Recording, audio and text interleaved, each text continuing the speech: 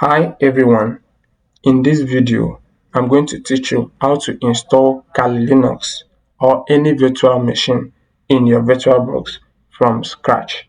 My name is Daniel Uyo and I am a computer technologist at FixLab Technology Limited.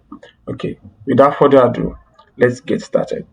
So before you start installation of your virtual image in your Virtualbox, we need to know at least what is a VirtualBox. So a VirtualBox is a software that allows you to install a fake computer, let me put it that way, and run it as if it's a real one. Okay, so it's a software that allows you to run other computers in another computer.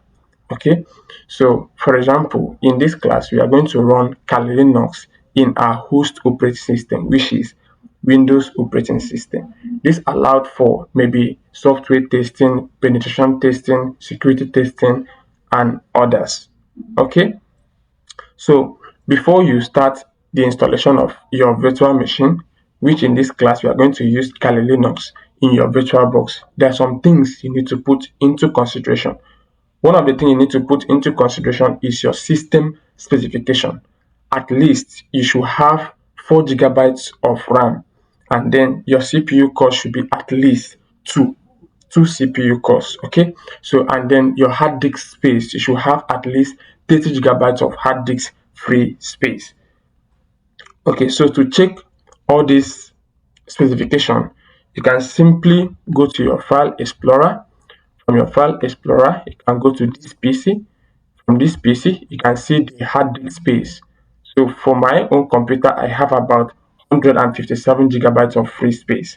Okay, so you right click on this PC, show more options. If you are using Windows 8, Windows 10, you should just click on properties. So if you are using Windows 11, you have to click on show more options. Then you click on properties.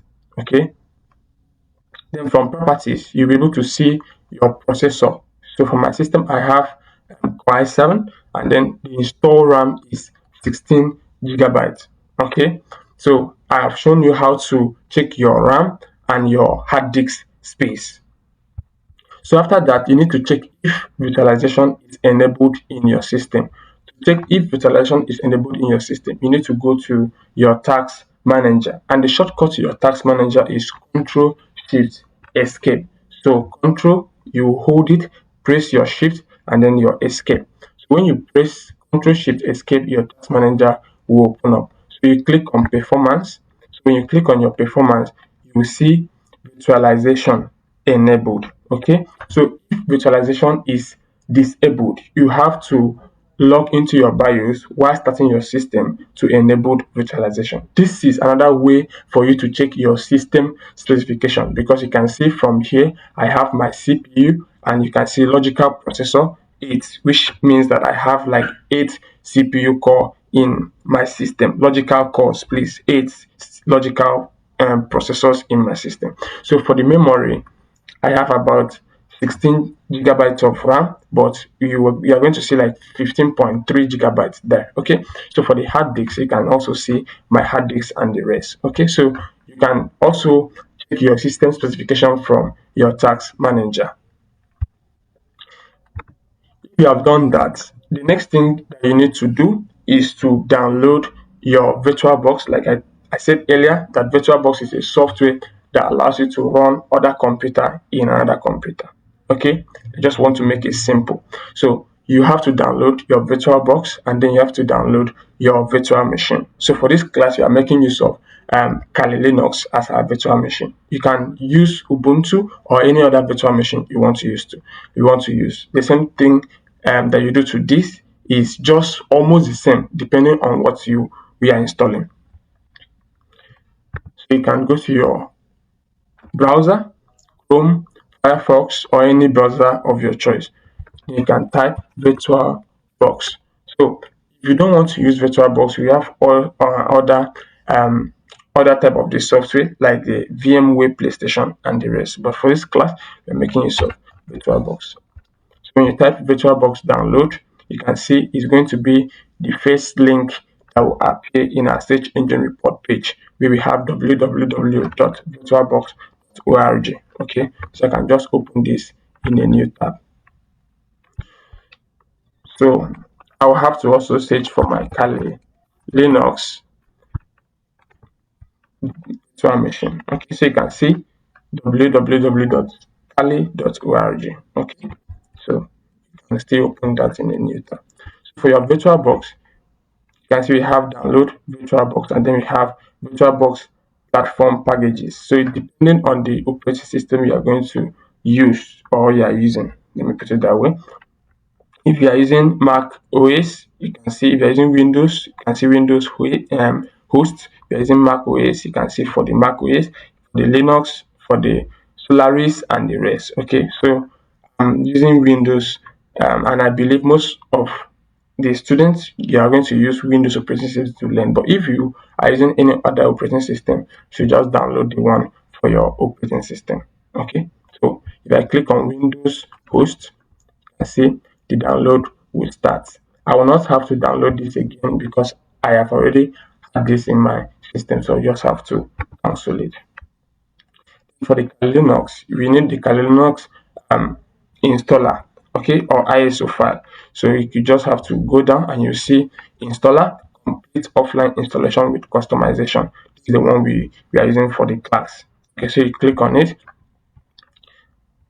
and then the download should start. You can see it's about 4.4 gigabytes. So I would not have to download this again because I already had the Linux ISO image in my download folder in my system. Okay, so I'll just have to cancel that. And then once you have your VirtualBox and your VM machine downloaded, all you need to do is to go to your download. When you go to your download, those two files will be in your download folder. But I'll have to search for mine because it's been long I downloaded it. So you just have to open the file locator, and this is how the file will appear in your system. So you can right click and run as administrator.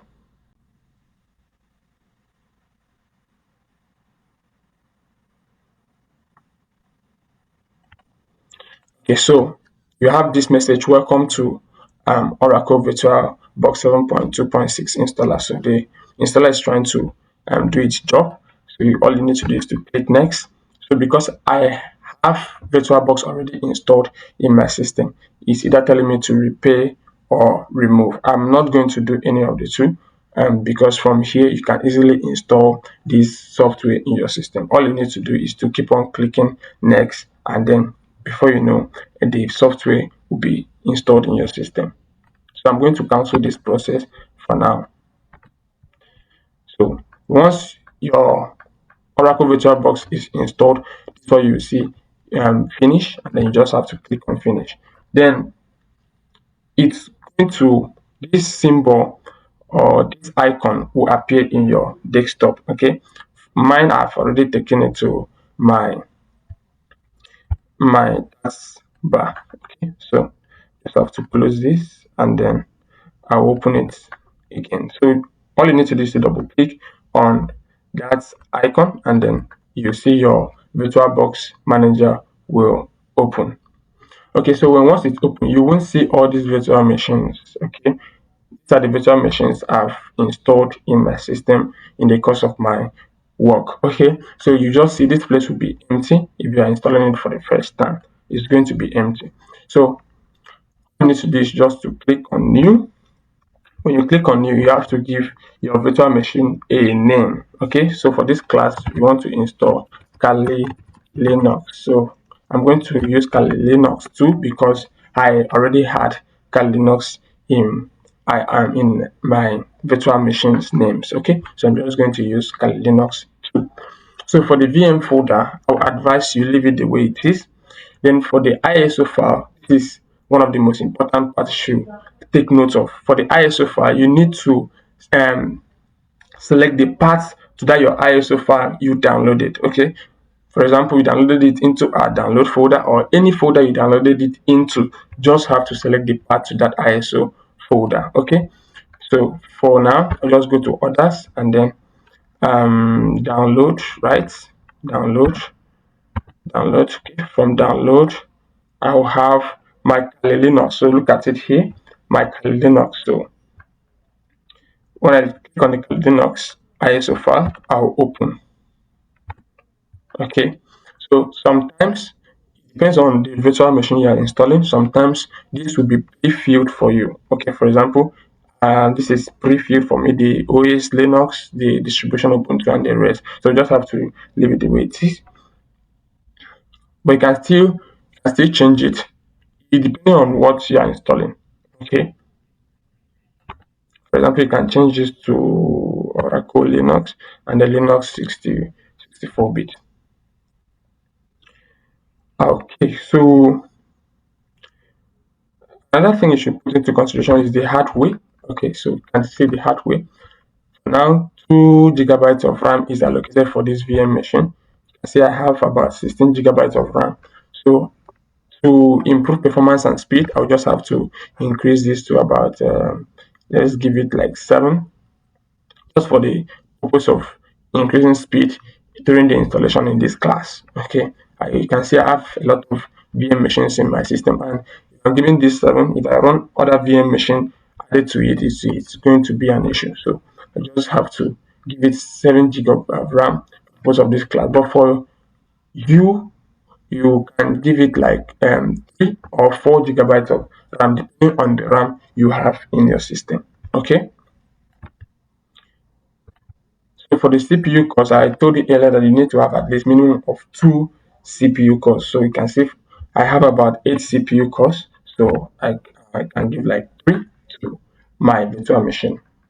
Then for the hard disks, I told you you need to have at least minimum of 30 GB of hard disks. Okay, so you can see automatically it's selecting 20 GB. Okay, I can leave it there depending on what you want to use your virtual machine for. If you are going to use it for a lot of advanced jobs where you need to download folders, your GitHub files, you can increase your hard disks. All you need to do is to just slide it forward, and then the hard disks will increase. So I'll just have to leave it the way it is and say, oh, let me just leave it there. So even if you don't increase it, if there is still a way you can increase it later. Okay, maybe if you discover that you require you need a lot of space as time goes on, there is still a way you can increase that. Okay, so when you are done with that, you click on finish. So when you click on finish, this is what you are going to have. Okay, this is what you are going to see here, and then it's going to be powered off. So all you need to do is to do what? To start. Select the virtual machine and start. So you can see powering VM up. Okay, so you just have to give it some time.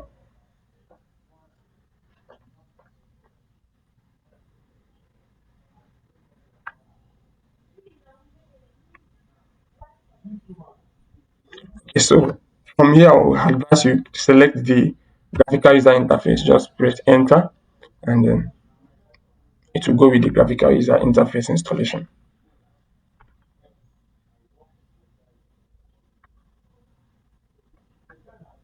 Okay, so from here, select a language. I'll go with English language.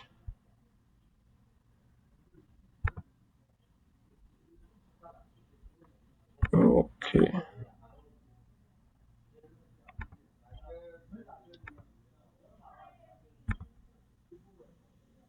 so English, and then the state, just have to go with Nigeria. As a country, please have to go with Nigeria. Then they configured the keyboard. Okay, so for here, you need to go with American English keyboard.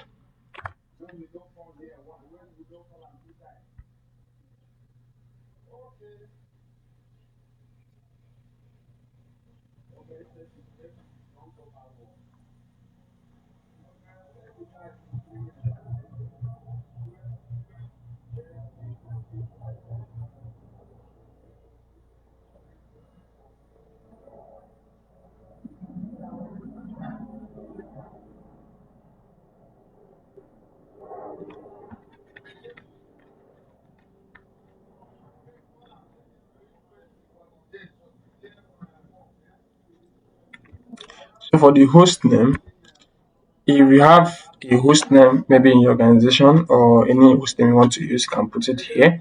But I'll advise you go with the Kali if you don't have any host name.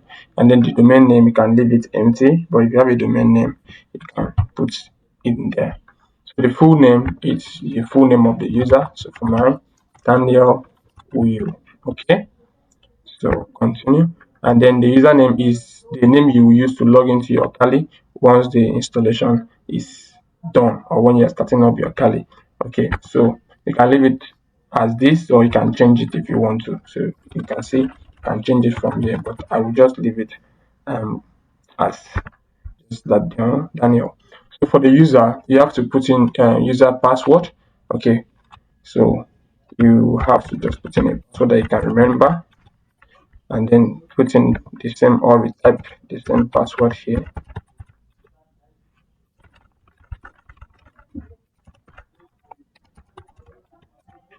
Okay, then you continue.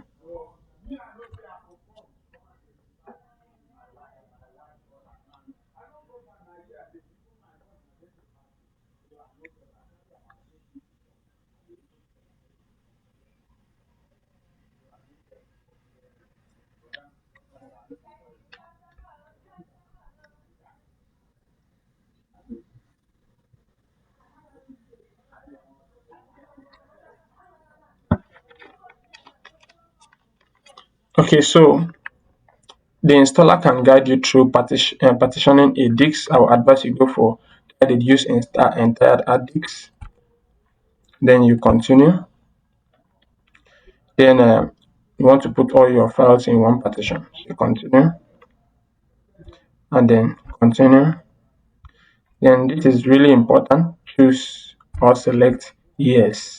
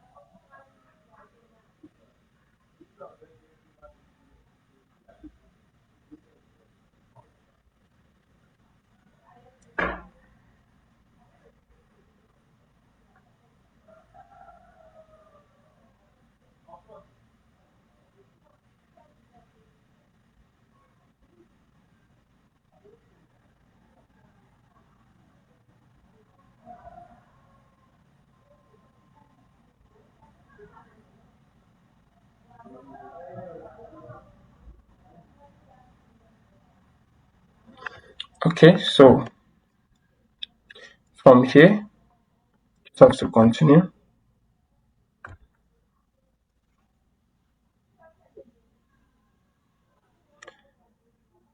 And then your installations will continue from there. Okay, at this point, to reduce the video time, you have to just fast forward a little. So just get a cup of coffee and relax and watch your VirtualBox do the work for you. Okay.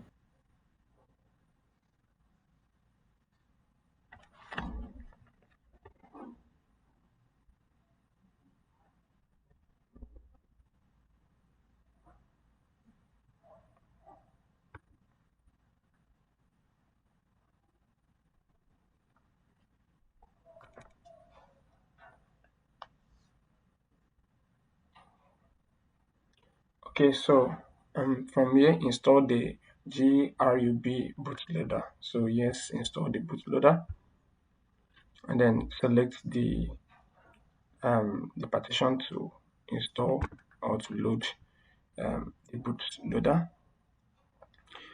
So you just have to select this DEV SDA. Just select it, then the bootloader will be installed.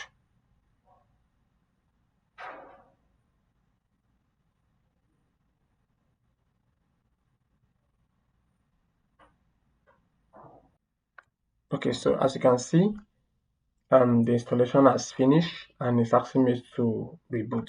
Okay, so we just continue. Sure, then continue.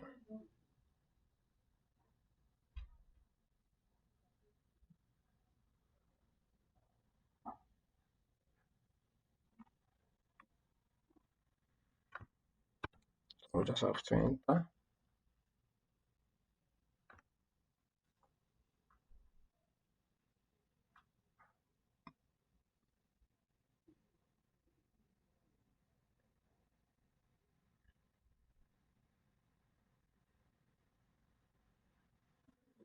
Okay, so the username you used while installing it, just put in that username. For me, it was Daniel, and then the password,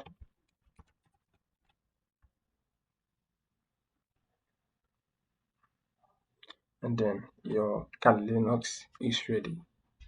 So congratulations, you have installed your virtual machine in your VirtualBox. Okay, so from here there are some commands I will just want you to run in your system to avoid issues. Okay, so Control Alternate T will open your terminal. If you don't know what a terminal is a command line interface that allows you to put in a commands and it carried out a particular task. Unlike the GUI where you need to use your mouse to control or to send command, you use just directly the command to carry out some tasks. So for example, the first thing you have to do is sudo apt update. Okay, so update your system repository. Before you do that, please your computer needs to be connected to the internet or to your hotspot. Okay, so it will ask me for the sudo password. This sudo password is the password you inputted while you were installing your Kali Linux.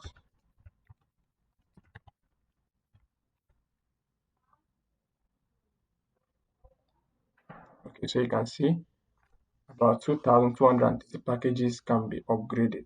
Okay, so if you want to list them, run apt list upgradable to see them. Okay, so if you want to see them, you can just do apt list upgradable, apt list upgradable. So you can see all the software that have to be upgraded.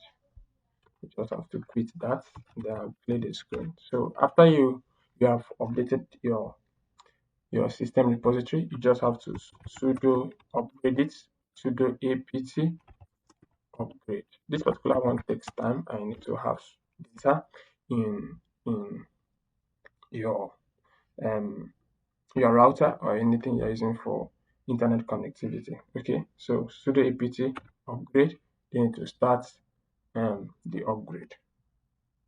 So you can see. Okay, so there will be no time to watch how all the packages will be upgraded. So you just have to get a cup of coffee, sit down, and then all the packages will be automatically upgraded for you. Okay, so this is where I'm going to stop in the video. So do have a nice day. One love.